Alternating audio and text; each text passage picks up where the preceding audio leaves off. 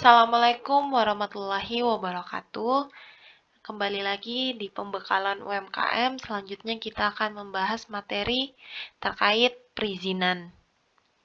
Nah, perizinan usaha sendiri itu bertujuan untuk mengatur dan mengawasi kegiatan usaha agar sesuai dengan peraturan yang berlaku, termasuk dalam hal keselamatan, lingkungan kerja, dan kepatuhan pajak. Nah, di sini ada yang namanya Online Single Submission atau yang kita singkat OSS. Nah, sebenarnya apa sih OSS itu?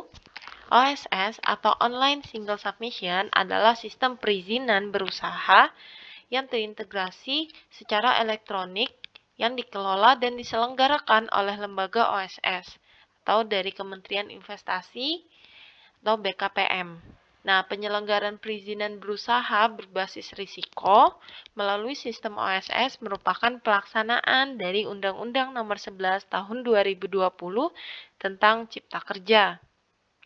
Nah, jadi perizinan berusaha sendiri itu diberikan kepada pelaku usaha yang memulai dan menjalankan kegiatan usahanya yang dinilai berdasarkan tingkat risiko kegiatan usaha.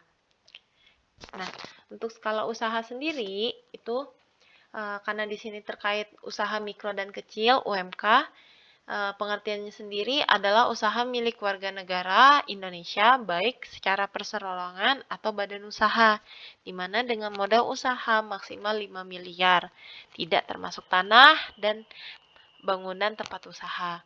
Jadi ketika usahanya itu udah modal usahanya di atas 5 miliar, itu bukan lagi masuk kategori UMK. Nah, kategori UMK sendiri itu dibagi jadi dua, yaitu usaha mikro dan usaha kecil. Di mana yang membedakan dari modalnya untuk usaha mikro itu dinilai dari modal 0 hingga 1 miliar rupiah, tidak termasuk tanah dan bangunan. Untuk usaha kecil, itu modalnya di atas 1 miliar rupiah sampai dengan 5 miliar rupiah.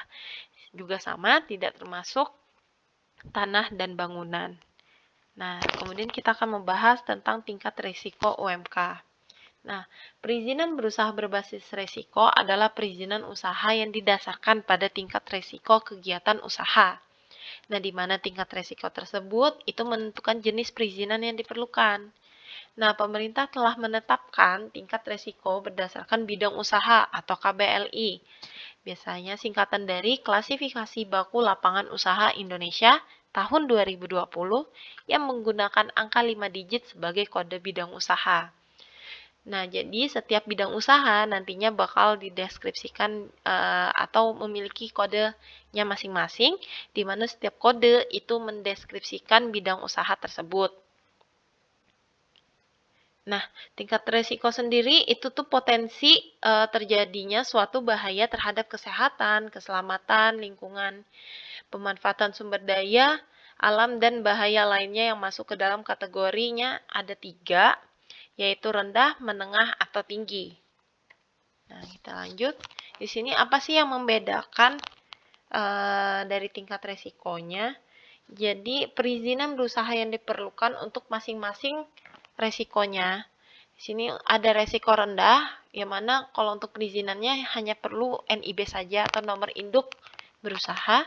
Kemudian untuk menengah rendah, itu yang diperlukan adalah nomor induk berusaha, NIB, sertifikat standar yang berupa pernyataan mandiri. Kemudian di sini ada menengah tinggi yang diperlukan juga sama, NIB atau nomor induk berusaha.